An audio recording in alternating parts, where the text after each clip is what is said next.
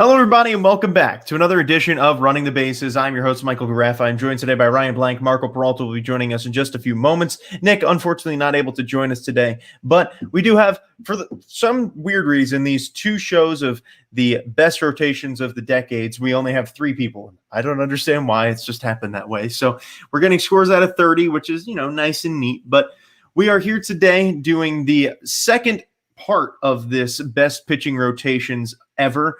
As we go through here, as we are in season 3, episode 15, this is going to be a continuing show. It's not going to happen back to back, but over the course of however long, we are going to do shows rating the best pitching rotations by decade. We already rated the 2010s decade last week. If you want to go see that, you can go check that out. This week, we are doing the 2000s, and we're going to be doing this until we get to the very end of time of baseball. And after we get there, eventually, however long it'll take, we will actually go from there and then make a list of all of the best rotations by decade and then pick the best rotation of all time. That's going to be fun to do. Probably won't be for another year or two from now, but it's okay. I hope you're the one who's making this bracket because I'm not doing that. That's your job. No. That's me. That's all me. It's I've set it up and it's okay. That's what I'm here for. I'm the setup man. So Marco will be joining us in just a moment. But also, where was the poll on Twitter about who's the better host? I still haven't watched the show yet. I need to do that because I've been busy. I swear, I think I'm going to need to put that out there. Who's the better host, Ryan or Michael?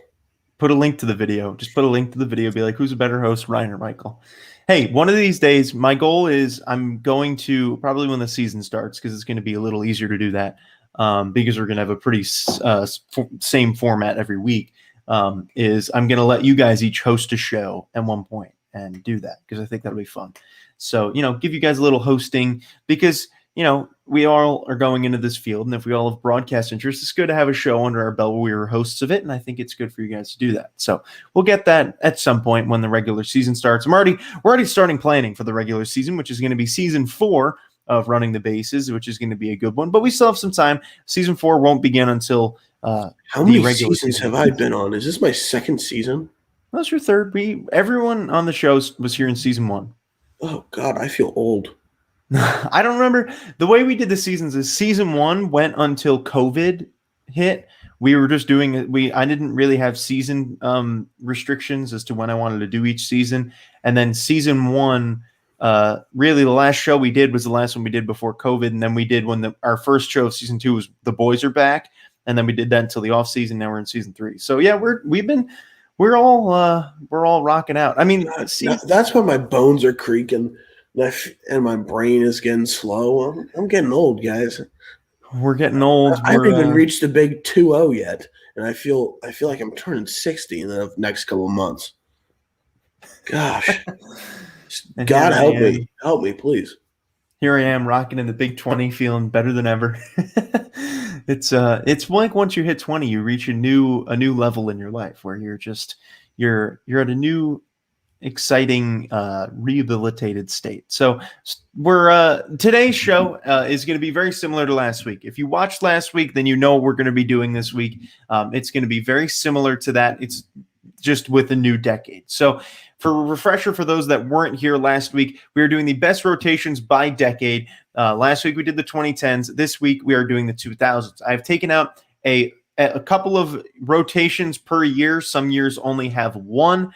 And based on their WAR, these are some of the best rotations by year. And we're going to be going on a scale of 1 to 10, rating them, including half ratings if we want. And we're going to be rating them all. By the end of the show, we will have all of them with a final score. And then we are going to, at the end of the show, name the best rotation by decade as graded by us. Last week, let me get the exact year. I believe it was the 2011 Phillies. Sorry, scrolling back into the show last week. Let me find it. Here it is. The 2011 Phillies last week was named the best rotation of the 2010s decade, which consisted of Roy Halladay, Cliff Lee, Cole Hamels, Roy Oswalt, and Vance Worley. By far the best rotation of the decade in that decade. It was an incredible rotation. And the main point is we're not going based on name. We are going based on their results. So that's another thing for you, Ryan, that you didn't know. We are not just because there's 5 legendary names in there doesn't mean it's the best rotation. We're going based on the stats that they put out there. And now joining us today, we have Mr. Marco Peralta. Welcome on out. We haven't started yet. What is And I can't wait. Man, he really had to do that. Michael, it's your fault for buying into. Oh my God, he has a signed Mets house on his website. He's coming to the Mets. Really? I had to, bro. I'm sorry. I didn't get to talk to you. I know. I didn't get to talk to you. I didn't get to join the live stream with Ryan and Nick. I'm like, bro, we got Trevor Bauer. But I won't rub it in your face, bro. I just want to say I'm happy. I'm a happy kid right now.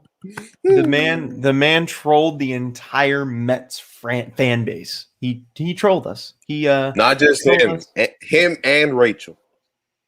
Because Rachel's like, Rachel even tweeted out saying, Mets fans, you may hate us, but we will always love you. And everyone in the comments was like, yep, glad I unfollowed. I already did the unfollowed both of them. Good. Highly disrespectful. Hey, come on. Highly disrespectful what they did. It was very disrespectful. It was disrespectful. We're trying to get her on the show.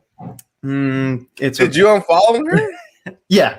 We're disrespectful. What they did was disrespectful. It was not. How? You don't troll an entire fan base the way it's Trevor Bauer. It's disrespectful. It's just disrespectful. What they did was not professional. I am He's salty. He's salty. He's salty because he didn't sign. He's very salty. No, that is not why. I wouldn't care. I am glad for the Dodgers, but I'm very disappointed in the way he salt on the wound. Play the video again. Let's put some salt on that wound. Okay. And I'm happy to put it again, bro. Shoot. Am I gonna have to take Marco off the stream so we can? And I can't wait, Dodger fans. Oh God! The newest Chase Utley in Mets fanhood. What? Nah, come on, bro. Come on. Don't exaggerate, man. He is hated just as much by Chase Utley now by Mets fans. No. Okay, yo. He is. Come on. That's a stretch. No, that's an exaggeration, bro. You know why it's an exaggeration? He hasn't played a single game in the Dodgers. Huh? He hasn't played a single game in Dodgers uniform, and they already hate him. Like, come on, bro. Yes, they do. I speak knowing that Steve Cohen could not get one of the top 3 free agents, like you said, and I actually got some Monet out of it. Yes, Monet. So whose fault is it? Is it Trevor's fault or is it Steve Cohen's fault? Trevor's fault. What's the Trevor's fault? I wasn't here for the show. Y'all didn't really give him more of a lucrative offer than the Dodgers. Okay, $3 million more dollars, and you know why he went. He went home. A source said that Trevor Bauer. I didn't get to talk about this on the show the other day. A source said that Trevor Bauer was going to sign with the Mets, that he was planning to sign with the Mets, and suddenly changed his mind the morning of. He used leverage over the Dodgers, saying, "Hey, I'm going to sign with the Mets. You want to give me a better contract?" to raise their price. And there was a quote from a source, in the Mets front office, that said he changed his mind, that blank, he changed his blank mind because he was going to sign with the Mets. The Mets are so mad at him for what he did because he played them completely. Okay. I don't think it's a fact, Ryan. It's the same way in life. If I'm being offered somewhere that I'm getting this and I want to stay at my current company, hey, one company's offering me this. If you want to keep me, offer me something better. There's nothing wrong with that. I agree. I just think you're being salty. And look, check this out, Michael. Like, just $3 more million is what the Mets were offering him, dude. Like, he'll make that home. He's going home. He's not worth $40 million, Marco. He's not better you than would say yes. Back then you'd say I would yes. not. I've been saying it all offseason. He's not worth him so bad. He's not. I wanted him because he's a good pitcher. He's the not change of market, bro. It's just basically what it is. If Jacob DeGrom was behind a contract right now, we have a higher. I just got into a topic about this yesterday on one of my other shows, and it was There's no such thing as overpaying a baseball player. There's such thing as overpaying to get a baseball player. That's true. And that's what the Dodgers did. Yes. They gave him a lot of money just to secure him. That's what it was. Hey, I'm happy that we don't have the contract on the books because it would have prevented the Mets from extending Lindor and Conforto, which they're going to do. So I'm happy about it. That's all that matters. And watch them crash and burn with the Dodgers, and we'll all be laughing, and that's all that matters. So. Well, I don't know about that one, Chief. You got 3 Cy Youngs on the rotation, bro. I don't know about that. Well, I didn't say the Dodgers were. I just said he was. Sure. The Dodgers are still going to win the World Series this year. There's no question. Watch the Mets just crumble. Watch our starting rotation be horrible. And you're just like, what if we'd be great if we had Trevor Bauer, man. And then Marcus could be dancing in his room with Trevor Bauer having a sub 2.5 ERA. It's not going to happen, but it's okay. We'll see. How do you know? 2 of the past 3 seasons, We don't he's know had a anything. sub 3 ERA. I trust Trevor Bauer. He had a 6 ERA with the Reds in 2019. Don't even. He has only had 3 great seasons in the big leagues. You can look it up. Go ahead. Is it easy to say we got him at the prime of his freaking career? Yes, absolutely. Well, there you go. What else do you want? The way you said that. I'm like, said- bro, Hold on. You I said want to 2 play out of the in past his 3 career. years, buddy. No, you said the last 3. I said 2 out of the past 3 years she's had a sub 3 ERA. That's exactly what I said. And that holds up because 2018, 2.21 ERA. This past year, 1.73. So you know what? I don't need you saying whatever. I don't need you saying anything because guess what? I was right. It's okay. You're just salty because he doesn't want to go to the Mets. LFGM. Can The Mets are going to Met. Can we get into the show? no, dude, this is a breaking news show we never had. Oh, can we No. talk about Marcelo Zuna? No, we already didn't. We already you guys weren't there for the Marcelo Zuna. Weren't you the only one there? Yes, I was. But What a loner. hey, it was a good show. It got it was very short, but it was still good. Okay, I I'm missed going to say you. some stuff on Marcelo real quick. Signing the Braves had to make. Yeah. And this could be pointing to the fact that Universal DH is coming as well. This is a move that the Braves had to make with all of the improvements that the Mets and teams like the Nationals made, and then the Phillies getting back key components. So I really, really like what the Braves did, and I think it's a team-friendly deal. Only give him $16 million after the season he had last year. So I really like it. Yeah, that was what I said on the show. I mean, it's $16 million for Marcelo Zuna is a steal. I don't know how nobody else was in on that. We've seen 2 big steals of contracts with DJ LeMahieu and now Marcelo Zuna. Yeah. 2 big steals. Also, I know you wanted to. Do you want to go over the Elvis Andrus trade? I mean, it was just more of the names involved of Elvis Andrus and Chris Davis being traded, the two of the longest It tenured. didn't shock me, though. No, me neither. It wasn't a Because surprise. the A's need a shortstop. They need help Right. in the middle infield because they lost Listella at second and Simeon at short. So And the Rangers need an outfielder. So, I mean, they got everything they were Chris looking Davis is always hurt, and he's more of a DH now. This is more of a DH. That's true. But still, either way, they've been looking for a big bat all offseason. And if he can perform well, I mean, that's a great ballpark for him. It's a home run heavy field, unlike Oakland, which is a very difficult ballpark to hit home runs in, which he still was able to do well. So I think it was a good trade. I think it was more of a headline deal because of the players involved. Their talent overall isn't where it once was, but I mean, they're just big names. I mean, Andrews not being on the Rangers is something we don't normally see very often. And Chris Davis hasn't left the Athletics at all. So, it was a surprising trade for the players involved, but not surprising considering the needs for both sides. So let's get into the show. Marco started all of this by bringing in Trevor Bauer and showing the Trevor Bauer video, but it's okay. No, don't do it again. It's okay. Marco had to stir the pot with Trevor Bauer, and now Hey, everyone, do you know what this just proves? Never listen to Bob Nightingale. Ever. Oh, I'm not Never getting into listen to that. him. I'm not getting into that. I've been saying that for 2 That months. man has a worse batting average than who was horrible? He has a worse batting average than Bubba Starling last I was year. going to say your boy Bubba. I was gonna go with him at first, and I was like, "There's got to be someone worse," but no. Chris He hit Davis. like He hit like 160 last year. Chris Davis was worse, about like 118. Yeah, we're not getting into that. I'm not going to go into bashing other journalists because that goes against journalistic integrity to me. It's not integrity when it's not bashing against his journalistic integrity when he continues to fall. Spread lies. He's spreading lies. That's all it is. And it sucks because I personally like Nightingale. I think he's fine, and just this type of stuff just hurts his credibility. Like I don't know if he has any credibility.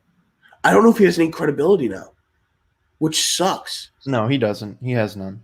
I feel like the thing with him is that he wants to be the first guy to report it, but not have the full facts. It's more important to have the full facts than be the first guy to report, oh, yeah, Bauer goes to here. That's my thing. It's a race to see who gets it first, but you got to make sure you have your facts right. That's always been the thing with baseball, like when someone says it first and then all of a sudden Jeff Passan does it like, hey, Ken Rosenthal first on the report. It's always a turtle race, basically. But, I think he's going to be hated now a lot by Mets fans. I know for a fact that you hate him now, Michael, even though you don't want to admit it. For the record, I haven't followed Bob in a few months because I've seen many of his very baseless and untrue reports that he reported way too early that had no standing on them. When 2 months ago he reported another free agent to sign somewhere and it ended up being a complete lie, and everyone came out and said, okay, he didn't actually sign, this is not true. So I haven't been following him in months, and I wasn't surprised that he did this, which is why everyone was freaking out, oh my god, Trevor Bauer to the Mets because Bob Nightingale reported it. And I immediately tweeted out saying, I'm not believing this. And everyone can look back at my tweet saying this isn't true. Him reporting it doesn't make it true. And then it came out 10 minutes later that it wasn't. I was like, I told you all not to believe this guy, but I don't know. Here's the thing. The Mets really, really did a fine job this offseason adding pieces like Lindor and McCann. They didn't. Wait, is Ryan praising the Mets right now? Hold on. I'm praising your new owner because and I said that y'all shouldn't have signed him because y'all have bigger pieces to fry. But for the Dodgers, they have unlimited money, so they can do it. So do the Mets. They just okay. Who has more money? The Mets. Dodgers. No, the Mets. Dodgers have more money. Steve Cohen's got more money than any other ownership in baseball. Okay, just remember when Magic Johnson just pulls out his checkbook and it's like, "Hey, Belly, you want $250? Easy." Steve Cohen can do that, but they were wary of doing it in the first year. That's the problem. If this was 3 years from now, I guarantee you the Mets probably would have handed Bauer the contract, and maybe even Springer. 3 years from now? No. Yeah. 3 years from now, under $2 million for Bauer, if he continues on this pace, is going to be dirt cheap. No, I know. What I'm saying, if this was happening 3 years from now, I'm not saying Trevor Bauer in 3 years. I'm just saying in general. So I don't know. We got to get into the actual content of the show, but I like that we had this little discussion before, little teaser for what we're going to be doing in the spring for regular baseball. So 2009, for a little refresher, we're going through every year. There's some years that have more than one, some years only have one rotation. But in 2009, there was only one rotation that I picked out here. There were a couple that I thought were good, but looking back on them, this one was the really only one that stood out to me. This is the 2009 Atlanta Braves. This Braves team had a lot of names that we all know and that we all watched growing up. 2009 was really around the time that most of us started watching baseball. So these are all pretty much names that we should all know, except for the one in here that I didn't know at all. But the 2009 Braves consisted of Javier Vasquez, who had a 6.17 WAR, and also, Ryan, for the record, even though I know you weren't here last week, really any WAR over 6 is considered elite based on pitchers. That's like a really good level. And last week we saw a few people get 8s and 9s in WARs, but those are like the Roy Halladay, Jacob deGrom levels of players that we really only saw once or twice. So keep that in mind when you're doing these gradings. Jair Jurgens is the next guy on here. He's got a 6.53 WAR. Then there's Derek Lowe, who had a 0.88. Kenshin Kawakami with a 1.98, and then Tommy Hanson, rest in peace, with a 3.87. So this rotation is a good one. We've started both of these shows off with pretty solid rotations. And honestly, out of all of them here, I'm not spoiling it for anybody, but this is just a pretty middle of the road rotation. I'm going to just give it a 7 because I think they have 2 really great starters in here, and then they have one guy who's going to be a number 3, and then the 4 and 5 kind of fall off towards the end. We're going to go in the order of Ryan and Marco just because that's the order of you guys on the screen. They had 3 pitchers with sub-3 ERAs. That's insane. And yet this team only finished 3rd in their division. So I really like this rotation because they only had one guy who had his own win-loss percentage of under 500. And that was Kawakami. And due to the win-loss and then the ERA of Kawakami and then the ERA of Derek Lowe, I'm going to have to go with a 7.5. Yeah, I'm gonna have to go with the 6.5. The fact that they finished a little bit low in their division and they had their really solid rotation. You wanted more from them, expected more. So I'm gonna go 6.5 with this rotation. I like it, but I think just their finished product at the end was something that they needed more, So 6.5 for me. Yeah, I agree. It was a good one. Not the best. It does finish with a 21, which was pretty, I would say average last week was around 23. So that's a little below average. Pretty good rotation, but nothing to really call home about. So that's it for 2009. We move on to 2008. And here in 2008, we have 2 rotations. The first one we have here is the Chicago Cubs. The Cubs had a pretty good rotation here. They had Ted Lilly, who put out a 3.99 WAR, Ryan Dempster with a 6.89, Carlos Zambrano with a 4.24, Jason Marquis with a 2.42, and Rich Harden with a 3.38. Now, these numbers, there's no one really other than Dempster that has that elite WAR, but when you have 5 guys out there with WARs over 3, that is really good, really effective.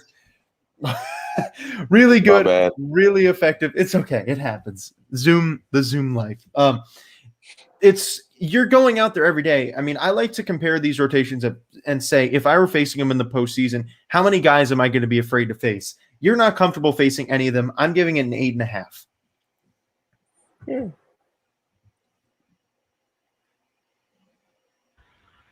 I don't know. I actually like the Braves rotation better. This is 7. Okay. I just think that if you want to look at the whips, there are no outstanding whips. There are 3 guys with whips of 1.2 or higher than 1.2, and then they have one over 1.4, and then there's Rich Harden who had 0.97. That's the best one. That's a great whip, but you can't just have 4 of your 5 stars above a 1.2 whip. You need something better than that. So the thing I like about this rotation is that their WAR is all of them are over 1. It feels like it's more spread out than the Braves one. Yes, in the Braves you have two players that have over 6 WAR, but I rather have this whole thing spread out than actually just 2 pitchers doing the whole entire work. Does that make sense? So I like this rotation a lot. So I'm gonna go with a 7.5 for this one. I like it. All right, pretty good. That hits us around the average mark at 23. So it does beat the Braves out by just a little bit. Now, the other rotation we have here in 2008 is not as great as the Cubs, but still definitely worth mentioning with some of the names here. We have the 2008 White Sox. This is the other Chicago team. We have Mark Burley with a 4.44 WAR. Wow, I say that 10 times fast. Gosh. Javier Vasquez with a 3.08. Gavin Floyd with a 3.46. John Danks with a 6.39. And Jose Contreras with a 1.99. A lot of really solid WARs in here. Nothing super big over the top, but I do, again, like that consistency. I'm going to give it a 7.5. Yeah. This one's tough, too. And again, looking at whip, their best whip is a 1.22, which is kind of concerning. Best ERA is a 3.32, also concerning for me. I don't think this rotation's that great. 6.5. Wow. That's wow. Well, I like this rotation. Man, the thing that I always think about when I think of Tim Wakefield is always his knuckleball. You're looking at the wrong rotation, Marco. Am I again? Am I doing it again? Yeah, we're on the White I'm at Sox the of White Sox. 2008. I'm sorry. Yeah. Yeah, we're on Oh the my White God. Sox. We're on the White He Sox. did this sorry. last week. He did this last week too, Ryan. I think I had too much, bro. I'm sorry. That's what happens, okay. bro. That's what we're here for. Winner mentality, like I'm already thinking of Trevor Bauer winning the World Series, bro. That's what I'm thinking about. No, but the White Sox won. Okay. Let's see this one. I think the only fault about that one was Jose Contreras, but the thing about the White Sox that season is that they were pretty consistent, in my opinion. So I kind of like this one, so I'm gonna give it a 7. I'm gonna go a little bit under 7. I'll go 7. Nothing wrong with that. That's a 21. So your current leader still 2008 Cubs. Now, 2007, the one Marco was referring to earlier, is another really solid rotation out here with a lot of big-time names that we have in this. I mean, these are guys that we really grew up watching.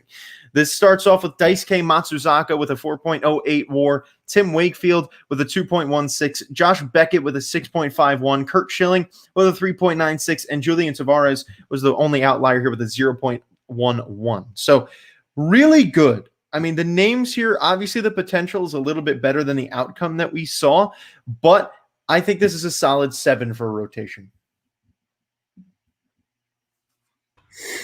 Again, I think it's the names that are getting to some people in this. You got Wakefield, you've got Lester, Matsuzaka, and Josh Beckett, guys that we grew up watching, but at the same time, not impressed. Look at the stats. Again, I'm a big whip guy. Best whip, 1.14. There was Tavares had over 1.5 whip. And then the best ERA on here was Beckett at 3.27. So I like the talent that's on this rotation. I think the execution, I think the play was a little bit subpar, especially when you have 4 of your guys over a 4 ERA. That's just not going to get it done. So I'm going to give it a 6. I'm gonna go 6.5 for that one. Because just you think about the big names, Beckett and Wakefield, but like Ryan said it best, that the ERA was just over 3 for Beckett. So when you have a talent rotation like that and you win a World Series, like you're happy that they won the World Series, but at the same time you're like, wow, like I think what made the Red Sox end up becoming such a dynasty because like the rotation kind of faded away after a while. So I'm gonna go to 6.5. Yeah, and this is the thing that we're going to see with this decade specifically, as opposed to the 2010s. Definitely a step down in terms of pitching, which is something that I didn't expect to see. The 2010s decade had many more really great rotations and great pitchers. This decade didn't have that as much. We had a few outliers where there'd be some teams that have 1 star, but what were we saying, Marco? That's the thing. Like, that's the thing. Like when it was in the 2000s, you were relying on just one pitcher most of the time. There wasn't like this combination of pitchers that often as you see today. Like I think that's just how baseball was in the 2000s era. So I mean in 2000s decade. There you go. Sorry. It's hard to get. We're still technically in the 2000s era, but I understand that it's such a different ball game 10 years ago than it is today. Where today the stress is on having 5 guys because 10 years ago you would see guys stretched out to 120, 130 pitches.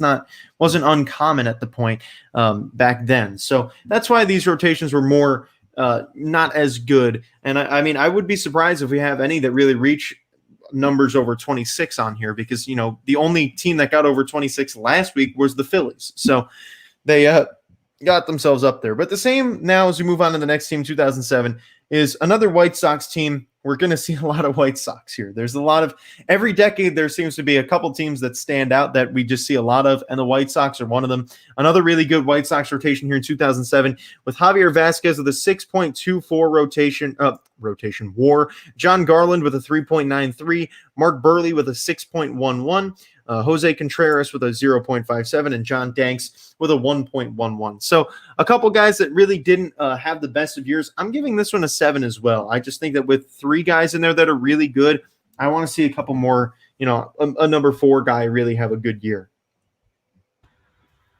6 easily. The whip,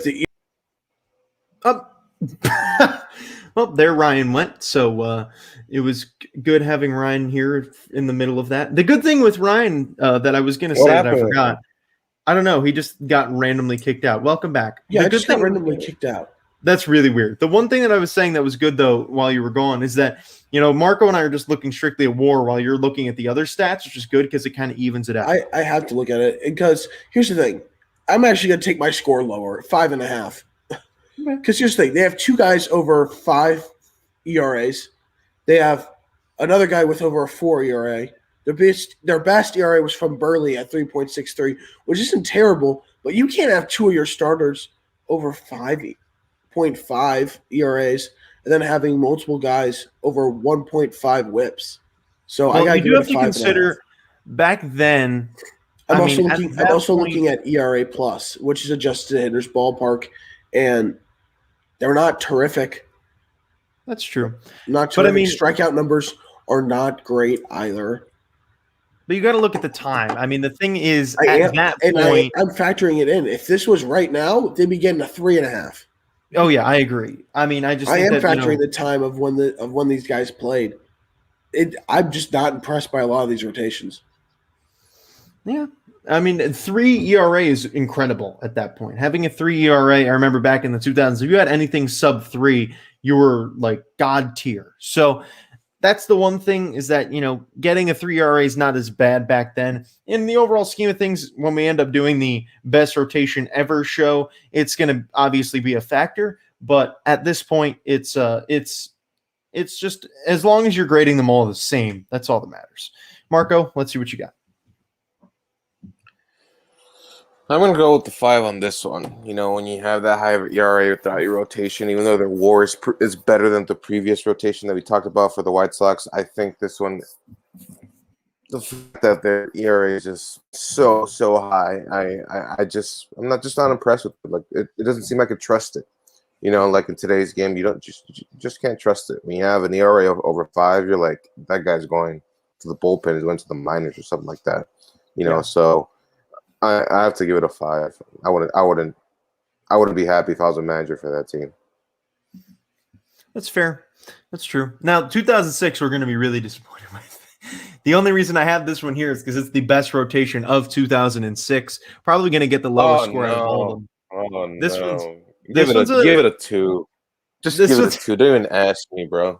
Okay, well, I gotta announce the players. So we have for this 2006 Angels team, the best WAR on here was John Lackey with a 4.57, Irvin Santana with a 2.77, Kelvin Escobar with a 3.28. We have 2 Jay Weavers on this team. Can you believe that? Jared Weaver with a 4.73 and Jeff Weaver with a negative 0.82. I'm going to give this a 3.5. It's not great. And the fact they were the best, oh my God. Honestly, I am baffled that we even put them on here. Well, I wanted to have one per year, and this was the best one. I think that there's an exception with this type of rotation. 3. It's bad. It's the best piece of that was Jared Weaver. Best piece, 11-2. He had a 2.56 ERA, which for that time is fantastic. It's still very good today. He's the reason why this is not a 1. He's what gets them from a 1 to a 3. So they're a 3. That's why I'm going with the 2. If it wasn't for Weaver, they should even be on this list. That's great. At all, completely. I agree. So, like I said, just wanted to keep up with the okay. So, like the fact that it was considered the best in that year is what disturbs me. I know. That must have been really bad. That must have been really bad for pitching. It's ridiculous. It was. There were very few teams that had any positive WARs at all. This was by far the best one. So we move on to 2005, where we have a couple teams here, actually. I think this is the year that has the most, I believe. Yes, I think that checks out. No, there's another team that has the same amount. So so we started off with the 2005 White Sox, another White Sox team, as we are here with Mark Burley with a 4.82 WAR, Freddie Garcia with a 3.63, John Garland with a 4.62, Jose Contreras with a 3.6, and Orlando Hernandez with a 0.37. Now, this is not the best WAR, but the main reason why I have it here is because these guys all really were consistent. This is a good year with solid WARs. I'm going to give it a 6.5. I just think that it was worth mentioning because it did have that consistency in the WAR. There's a lot of consistency of guys in the middle of the pack with 3 ERAs in the threes. So I really like that part. Orlando Hernandez is the one that really lowers the scale for me with a 5.12 ERA, 1.457 WHIP. What'd you give it, Michael? I can't remember what you said. A 6.5. I'll give him a 6. This is a tough one, because I don't think they deserve a 7 or they deserve under a 5. I mean, under a 6, excuse me. So 6.5. Can I go with 6.25? I'm just kidding. I'm gonna go with the 6.5. Because I like the consistency in the WAR. Just Hernandez with the 0.37 is not really interesting, not good at all. When you have the 4 other starters over 3 in their WAR, so I'm gonna go with the 6.5. Yeah, and I mean, as I look at a lot of these teams, there's some teams on here that just didn't have the greatest of WARs. And I mean, my main goal here was to have at least, to fill up a whole page's worth. And I mean, it was tough. It was definitely tough to get some of these in here. I mean, I'm even going to go through and delete some as we go because I just feel like they weren't worth mentioning. That was a good one. I'm just kidding. So now we are going to only do 2 here in 2005 because I deleted another one in here that I just didn't think was worth mentioning. We have the 2005 Houston Astros, the National League Astros at this time. We have some really solid pitchers here. I'm not going to lie. We have Roy Oswalt with a 5.87 WAR, Andy Pettitte with a 6.78, Roger Clemens with a 7.79, the best WAR so far, Brendan Backey with a 0.41, and Wandy Rodriguez with a negative 0.77. Now, there are those 2 real outliers, but when you have 3 studs like that, it is considered a great rotation that you can rely on. I'm giving it an 8.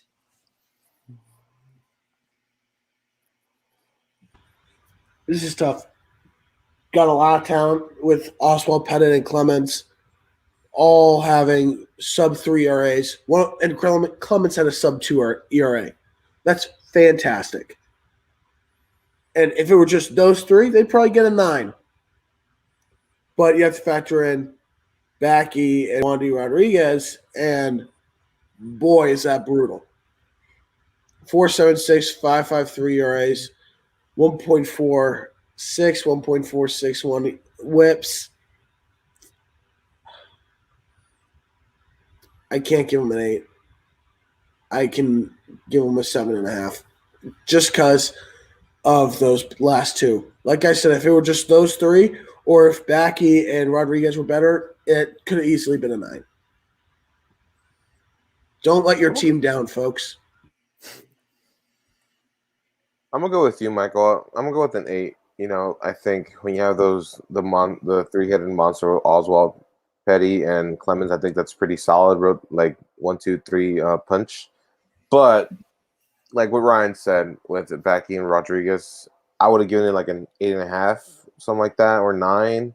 But just because of Backey and Rodriguez, like Ryan said it best, like they just couldn't live up to Oswald and Petty and Clemens' level of play, and especially Roger Clemens, excuse me. So I'm gonna go with me on this. So that gives them the lead. That's your new best rotation of the decade for right now, the 2005 Astros. Good for them. We'll see if that holds up. So now we move on to 2004. This is the only year. This is another year that only has 1. This is the best rotation of that decade or of that year. In 2004, we have the Chicago Cubs. Like I said, a lot of very same names that we're seeing here. The 2004 Cubs consisted of Greg Maddux with a 3.18 WAR, Carlos Zambrano with a 6.64, Matt Clement with a 3.74, Kerry Wood with a 2.81, and Mark Pryor with a 2.55. Now, this isn't the best. Zambrano really stood out over everybody else, but I think this is, another case where it's just one guy and everyone else is just kind of sitting there. I'm going to give it a 6.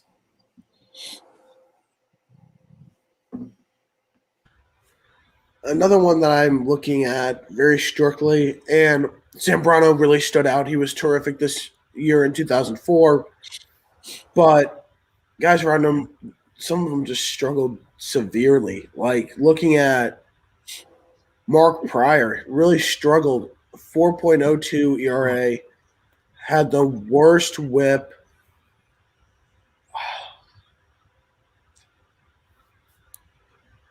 Uh, 6. I'm gonna go with the 5.5. I'm gonna go a little bit lower.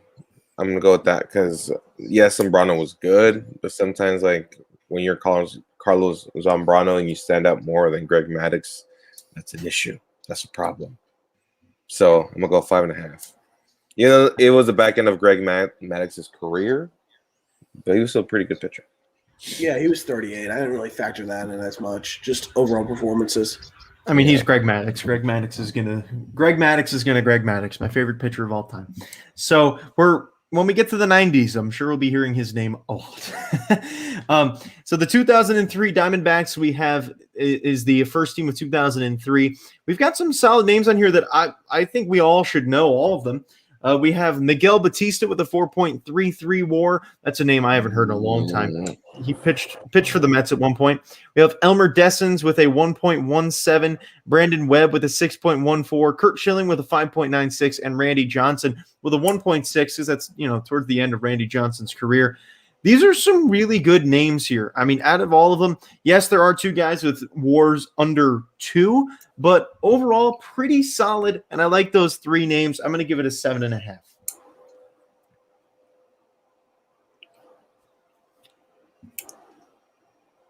My bad. I thought Marco was going for a sec. This is one where I'd give a 7.5, but look at Dessens with a 1.53 whip, then Randy Johnson with a 1.33 whip. I'm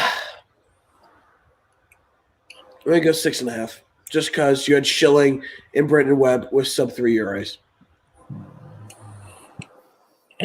The fact that this rotation has a potential of being an 8 or 8.5 because of the fact you have Kurt Schilling, you have Randy Johnson, and we have Webb and Bautista who are doing pretty good that year. It was pretty solid. It would have been a good solid rotation, but the fact that Randy Johnson didn't contribute as much and he struggled that season, and especially also Elmer Dessens. So I'm gonna go with the 6.5 for this one. All right, that's a 20.5. So the average for this show has really been that 21 number. If you're not hitting 21, you're really not at that elite level. So now we slide on down here to the Cubs of 2003. Over here we have Kerry Wood with a 6.14 WAR, Carlos Zambrano with a 5.44, Mark Clement with a 2. Is that Mark or Matt Clement? Hold on, got to go back. Forgot. Where are they?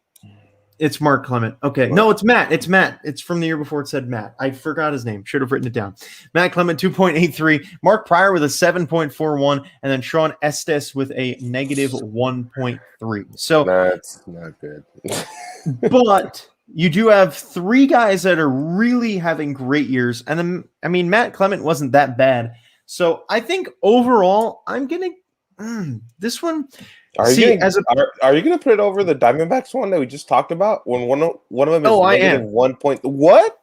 I am, because you've got 4 guys, and if you look at a postseason rotation, you can easily just take him out. You can't. Looking at Sean Estes, a 1.7 whip. I can't. That is unfathomable. But look, you've got 4 other great guys around him that boost him up. And the only thing is here, when I look at this and the Astros that are currently in the lead, the Astros had 2 guys that were really struggling, where the Cubs only had 1. I'm going to give this one an 8 as well that I gave the Cubs. I think that they're on very similar playing fields. I don't know about that one, Chief. Yes. Okay. I'm sorry, Ryan. I got to point this out. The fact that you underestimated Randy Johnson that year, even though he had a 1.6 WAR, when he plays in the postseason, you know what he did in 2001. You know how dominant he was. He can make that happen no matter what. He was a different animal when it came to the postseason. So I think you're underestimating him a little bit too much. Oh, Lord, help me. 1.7 whip, 5.73 ERA. It's one player out of 5. Come on. 4.11 ERA is not that great. 1.23 whip isn't that great.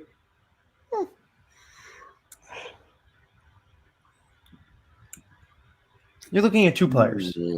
Yeah, 2 players out of 5. You can't just discount that. Which we did in the other rotation as well. We did in the Astros rotation. We did the same thing. Yeah, but we're at the Diamondbacks rotation because Randy Johnson's on that team, and he knows how to win. He knows how to pitch in big games. Yeah, but we're more talking about just the performance in general. And this is the performance, a 1.71, a 1.74 whip. That's such a performance For one player. That's like you on the mound, Michael. That's true. Probably better than me by a lot. 6.5 at best. At What best, saves them is Pryor and Zambrano and Wood. The back end just killed it. This is one that I could have given an 8. But when you have someone with a 1.74 whip, I cannot accept that at all. I'm gonna go with the 6. You know, I can't. I just can't do it. I'd rather take the Diamondbacks rotation than that one. I'd rather do that. I mean, this rotation's so comparable to that Astros that's in the lead. I'm surprised. That's all.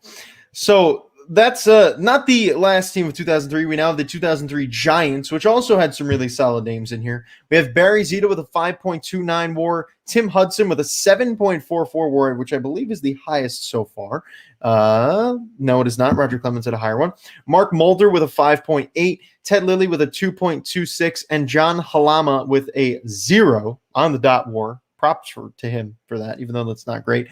This is, I mean, comparing this one to the last one, this is definitely better than the Cubs rotation. The Cubs rotation that we just saw based on WAR numbers for sure. So I'm going to go out and give this one an 8-2. I think this is a really good rotation. And when you have 3 guys in there that are pitching that well and the other 2 aren't just dead out there at the end, it's definitely worth something.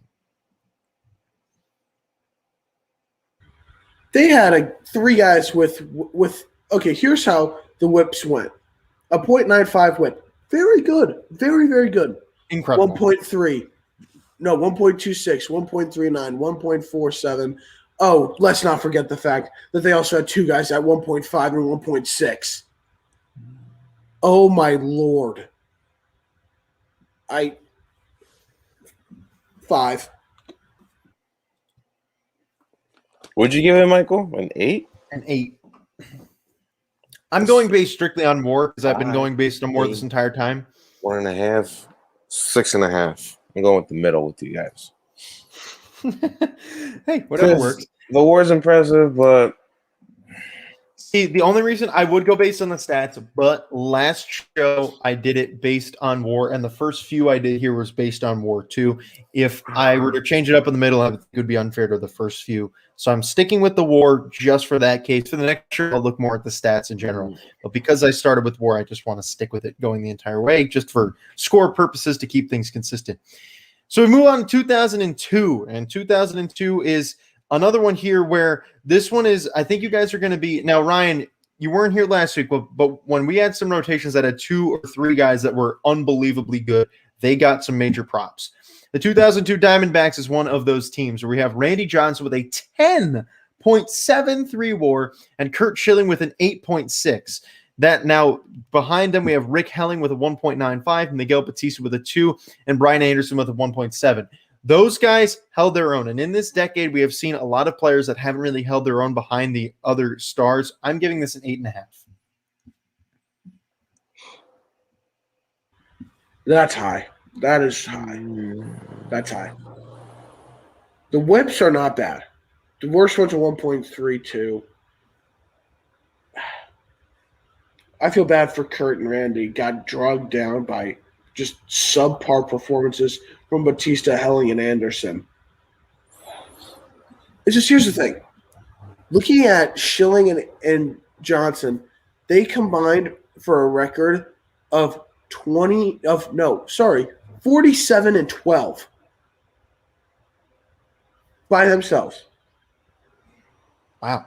You guys want to know the record from the rest of them? Sure. Under 500. What? Under 500. 24-32 from the rest of them. Ooh. I mean, look, wins, losses doesn't matter, but still. Oh, okay. So let's talk about this then. Schilling had a solid ERA at 3.23. Ren Johnson was fantastic with a 2.32. Oh, then let's just get into Bautista and Helling and Anderson. 4.2. You get like a 4, yeah. 4.79. Yeah. I just gone to waste. I will give Johnson and Schilling a ton of credit here when I give them a 7. Yeah, I agree with that too, because Schilling and Johnson were definitely the duo of pitching back in the day in the early 2000s, especially what Schilling did when he was with the Red Sox in 04. We all know that bloody sock game. So the thing about this one, I think if you went to Arizona and you saw Randy Johnson in his prime and also Kurt Schilling, good luck to you, So it just sucks that they just couldn't win at the end. That was when the Angels and the Giants played the World Series. So it sucks because if they had like a starter that was as effective as they were, Diamondbacks would dominate that season. No question about it. They would have been back-to-back champions without a doubt. So it sucks for that. So I'm gonna give it a 7, like Ryan. Which does not put them at the top either. That puts them at a 22.5. So you guys, obviously, this is a collective effort. So as a group, we still have that Astros from 2005 sitting at the top, which I think is pretty fair. I did give this rotation a little bit of a better one because I kind of figured you guys were going to go a little lower. Purposeful move by me. So 2002 is not over yet. We do have one more team for that. We have the 2002 Athletics. Now, this Athletics team had a really solid rotation consisting of Tim Hudson with a 6.9, Barry Zito with a 7.2, Mark Mulder with a 4.67, Corey Liedl with a 3.51, and Aaron Harang, gosh, the fact that I remember that guy pitching for the Mets with a 0.52 WAR. So this is another one which has been the case for basically this entire decade, where there's only 3 guys that are really good and the other 2 behind them struggled a little bit. I'm going to go with a 7.5. I'm impressed by this one. 3 guys with sub 1.2 whips, which is solid. Got guys 2 guys under 3 ERAs, another guy with 3.47. The thing is, Aaron Harang, horrible. 4.83 ERA, 1.57 whip. He drags them down. I'm going to go 7. I'm going to 7.5, because I was looking at Barry Zito, because I know in 2001, that was when the Athletics had that great run. That's what we know where the movie Moneyball came from.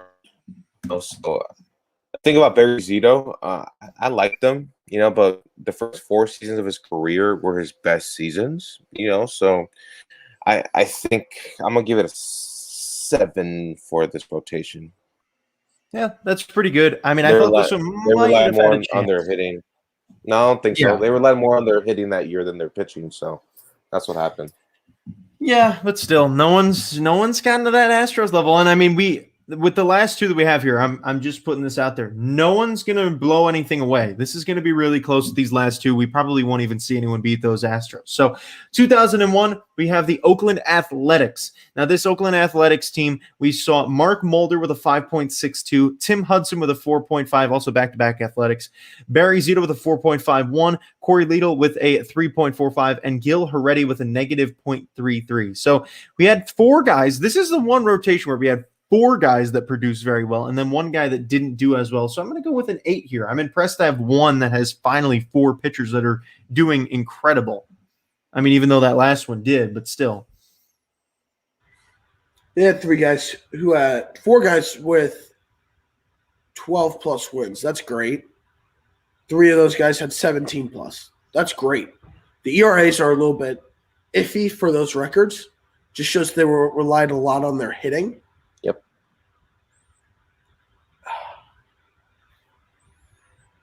I gotta go with 7. I love the records. ERAs are a little bit suspect, and then the whips are a little bit suspect as well. So 7. Yeah, that goes back to what I was saying. Like this Athletics team of 01 and 02 was relying more on their hitting than their pitching, and the thing that you wanted from basically the pitchers during that time is that you just wanted them to just get the ball in. You trusted more the ball in play than actually a pitcher throwing the baseball because you could rely on your defense. That's what happened with the Athletics. So I'm gonna go with the 7.5 with this one. Yeah, 7.5 for this rotation. So they did get a better score than the Athletics of 2002. So technically, in the way our show is going, it's a step up, but in reality, they went from 01 to 02 and stepped down. So funny how how I got confused on that. But we only have one team left, 1 year left. The only team from the 2000 year, the last team of the 2000s in general, from 2000s all the way to today, that we will be talking about for 10 years. I mean, if we're still doing the show in 2030, we'll do a best rotations of 2020. Can we get going, please? Yes. So the last rotation here, we have the 2000 Diamondbacks. We have Randy Johnson with an 8.13, Brian Anderson with a 4.1, Armando Reynoso with a 1.39, Todd Stottlemyre with a 0.59, and Kurt Schilling with a 2.52. I mean, come on. This isn't that great. I'm going with a 4.5 here. Just not only one guy pitching well, but it's the best one of that year. So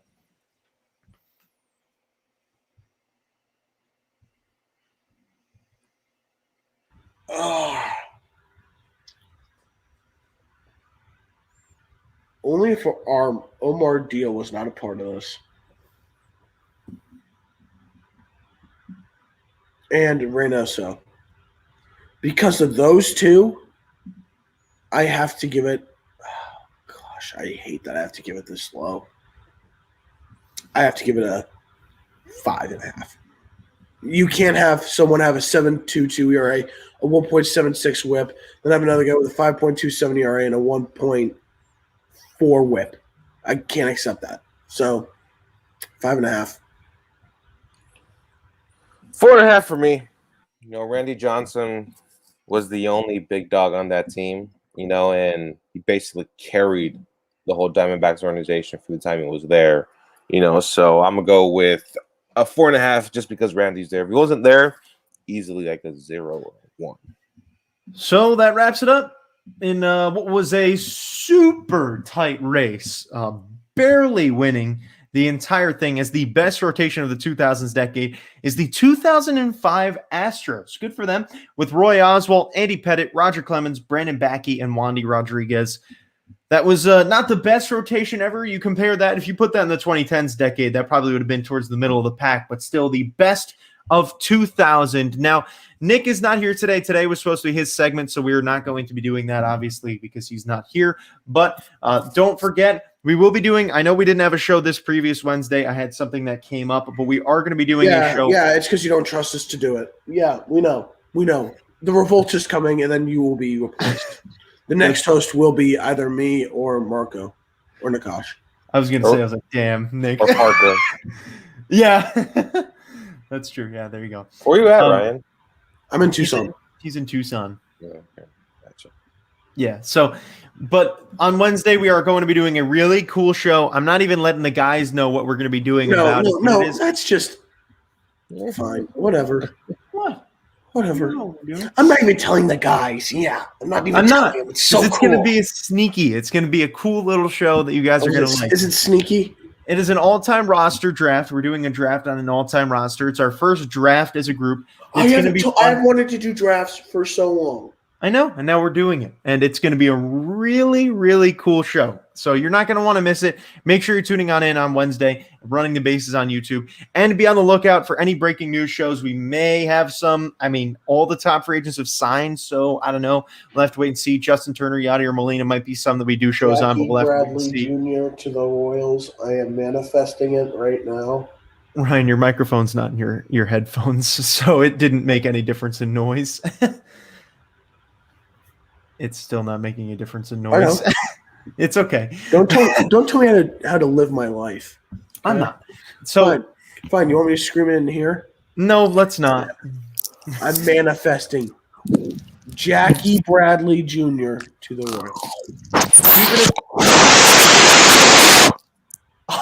That is so deafening. Oh my gosh. So is that me? Yeah, that was you. It would sound like if I was doing this. I'm not going to do it, though, because I want to save your ear. Better now. Yes, there you go. The thing, it sounds super clear. That's the thing I love about it. Junior to the Royals. I am manifesting. We might not do a show for him depending on the contract. If he is on the Royals, if he signs with the Royals, we are doing a breaking news show. I do not care about your feelings. Okay, so how about all the times we've done one for the Mets and you've said that it's bias? Excuse me. Did James McCann need one? No, he wasn't a top free agent. He's better than Jackie Bradley Jr. Right, Marco, who's better, Jackie Bradley Jr. or James McCann? He left. I don't know if that was on purpose. James McCann's better than Jackie Bradley Jr. Jackie Bradley Jr. is a good defender, but James McCann's by far a much better. That's what my Royals need in center field is an elite defender. I agree. So, Marco, who's better? I had to leave after that, Michael. Like, come on. What? James McCann is a much better hitter than Jackie Bradley Jr. Yes, Jackie Bradley Jr. has the glove, but James McCann is 10 times better. And the base running. And Jackie Bradley Jr. actually did not hit poorly last year. Yeah, but still, I am an offensive guy. I like defense, but okay, so you're telling me so is him batting 283 last year not good enough for you? It's pretty good, but he's never going to. Is him not also having 11 doubles, 7 home runs, not good enough? An 814 slugging percentage, 118 OPS plus, not good enough? No. Oh, yeah, now you're quiet. No, it's actually really not. It's solid for 1 year, but he needs to keep producing. If he keeps producing, absolutely give him the money. But for a guy that hasn't hit really at all, you went Jackie, 3 years. $21 million to Kansas City. It's a fair deal. You know you want to join the Y'alls. You would look great in the blue and white. Dude, that's a great contract. In Boston. No, he's not. He's not going to sign. But either way, $7 million a year is what he should get, but he's looking for like $15 million a year, which is nobody's getting 15. And you know what? If he wants 3 years, 30 Royals, let's dish it out. And I swear, if one of your teams gets Jackie Bradley Jr., I'm going to put a hole through a wall. Hey, watch him sign for the Dodgers. He'll be really mad. Marco, he will be really mad. What will you do if he signs with the Mets? Punch Marco. Huh?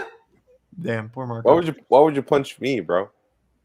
Because then he'd gloat in my face. It's fun to do it with Bauer because he played the Mets and it's funny. But I want JBJ, okay? It's okay.